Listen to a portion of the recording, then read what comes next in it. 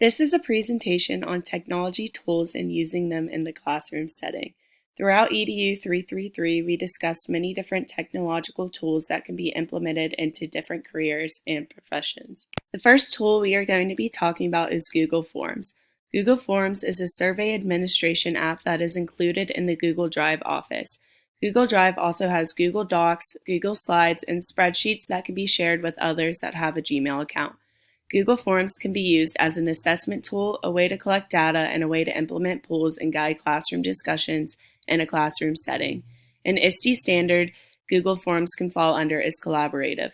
Google Forms is a way for students to interact with their peers and with their teachers, all working together and collaborating together. Here's an example of an assessment tool using Google Forms. It is very easy to create questions and form responses, and all you do is click the correct answer.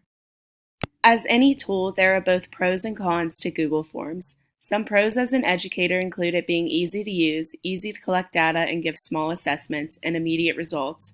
Some cons as an educator include the possible loss of work in the layout of Google Forms. I would personally use Google Forms in a young adult age classroom setting. Google Forms may be difficult for younger students to use, and it may bore them since it is not as colorful, fun, and interesting as other technological methods. The next tool I'm going to be talking about is Kahoot. Kahoot is a game-based learning platform that is mostly used as an educational technology in schools and even other settings. Kahoot can be used as an assessment tool for educators to quiz their students in a fun way that students enjoy. An ISTE standard that applies to this tool is the Leader standard. Kahoot has the option to provide scores on the screen when students answer the questions. The students that answer the quickest and correctly earn the most points. The student that is in the lead can encourage and support their peers being a leader. It helps shape, advance, and accelerate a shared vision for empowered learning with technology by engaging. Here is a layout of the Kahoot website. In the upper right-hand corner, you can create Kahoots. You can create your own or teach with slides, formative assessment, spelling. They have different templates. All you do is click to start typing your question, add your answers here, and then you can upload images. There are also pros and cons while using Kahoot.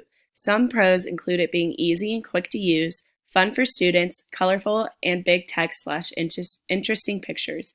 Some cons include the possibility of too much competition, students not retaining information, and it being difficult for students that need differentiated instruction to use. Kahoot is a great assessment tool for educators, while it is also enjoyable for students. The next tool I am going to be talking about is Adobe Spark. Adobe Spark is an online tool that allows users to create graphics and/or short video clips. An ISTE standard for Adobe Spark would be Facilitator. It models and nurtures creativity to communicate different ideas. Here's the layout of the Adobe Spark website. They have different templates for different categories. Here's Popular, Stand Out on Social, Grow Your Business, Teach and Study. And all you do is click on it. And here's an example of a collage template. At the top, you can also categorize by all, graphics, web pages, or videos. The videos are small slideshows that are quick and easy to make. Some pros include Adobe Spark being easy to use and user-friendly. It allows students to easily share and communicate ideas and is available both desktop and can be used on mobile devices. With pros, there are cons. Adobe Spark only offers a few free features and the videos are only about 30 seconds. Adobe Spark can be used to create short videos straight to the point. However, it is not recommended for longer presentations. Socrative is a technological tool that allows users to create assessments like quizzes, assignments like worksheets, and games. An ISTE standard that goes hand in hand with Socrative is the Analysis, providing alternative ways for students to demonstrate competency and reflect on their previous and current learning, all while using technology. Here's an example of Socrative. You can choose your quiz here and launch it. Choose whether you want instant feedback, open navigation, or teacher paced. You can require names, shuffle questions, shuffle answers, show final score, and only one attempt. And then here you get the assessment.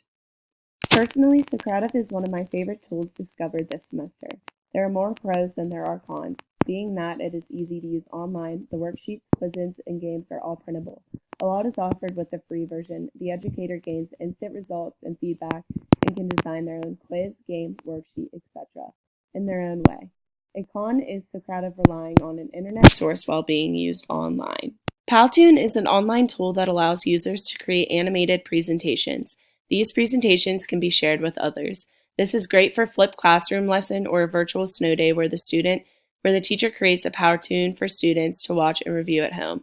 Powtoon can be used for students to create mini presentations to share with the teacher and peers.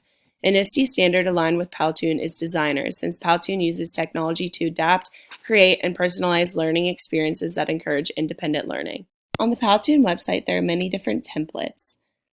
They have all different kinds for all different sorts of ideas. Once you find a template that suits your needs, you can click Edit Template and go ahead and start editing. You can change the pictures, the words, and the text. There are many pros to Powtoon. Powtoon sparks learners and users' creativity, allows students and teachers to share work and interact in an easy and fun way, and Powtoon provides the option to include visuals and audio, making it more attentive for students to watch. However, a con can be that Powtoon can be difficult to create and navigate sometimes. A little practice goes a long way while using this tool. Piktochart is an online technological tool that allows users to design their own personal infographics and create unique visuals.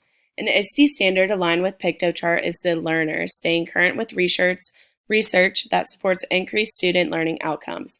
Piktochart can be used as an assessment tool where students create an infographic on a lesson they have learned in class.